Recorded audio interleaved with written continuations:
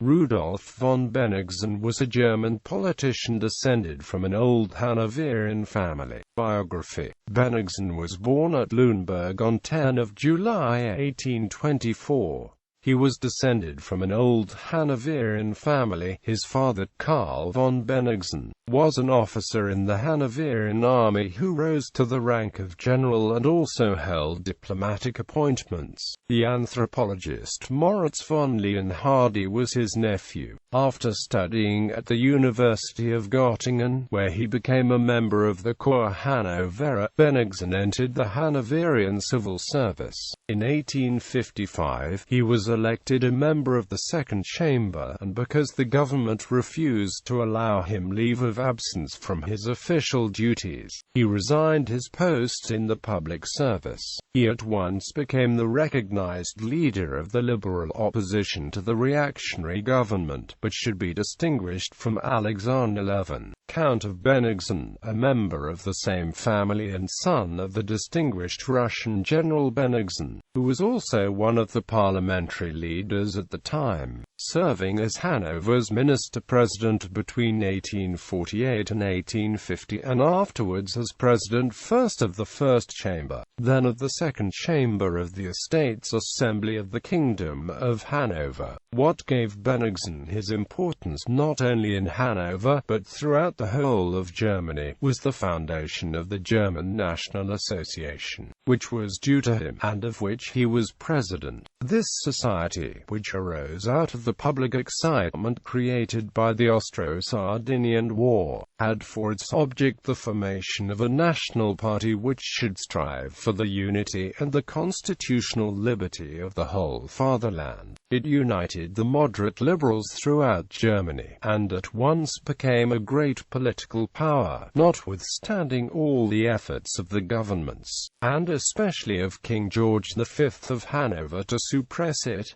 Bennigsen was also one of the founders of the Protestant Hanoverian in 1863. In 1866 Bennigsen, then leader of the liberal opposition in the Second Chamber of the Estates Assembly, used all his influence to keep Hanover neutral in the Austro-Prussian War, but in vain. He took no part in the war, but his brother, who was an officer in the Prussian army, was killed in Bohemia. In May of this year he had an important interview with Bismarck, who wished to secure his support for the reform of the German Confederation, and after the war was over at once accepted the position of a Prussian subject, taking his seat in the Diet of the North German Confederation and in the Prussian House of Representatives. He used his influence to procure as much autonomy as possible for the province of Hanover, but was a strong opponent of the Guelph Party. He was one of the three Hanoverians, Ludwig Windthorst and Johannes von Michel being the other two, who were at once won for the representatives of the conquered province the lead in both the Prussian and North German parliaments.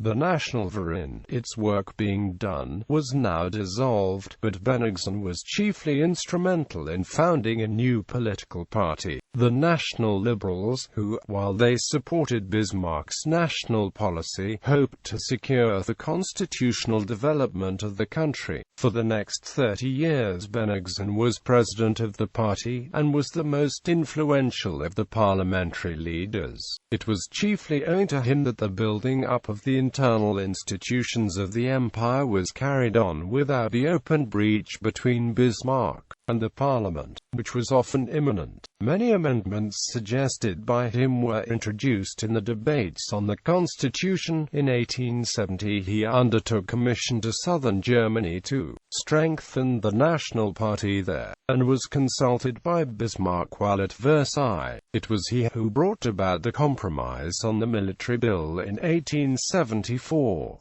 In 1877 he was offered the post of vice-chancellor with a seat in the Prussian ministry, but refused it because Bismarck the king would not agree to his conditions. For this time his relations with the government were less friendly, and in 1878 he brought about the rejection of the first socialist bill. In 1883 he resigned his seat in Parliament owing to the reactionary measures of the government, which made it impossible for him to continue his former cooperation with Bismarck, but returned in 1887 to support the coalition of national parties. One of the first acts of the Emperor Wilhelm II was to appoint him upper president of the province of Hanover. In 1897 he resigned this post and retired from public life.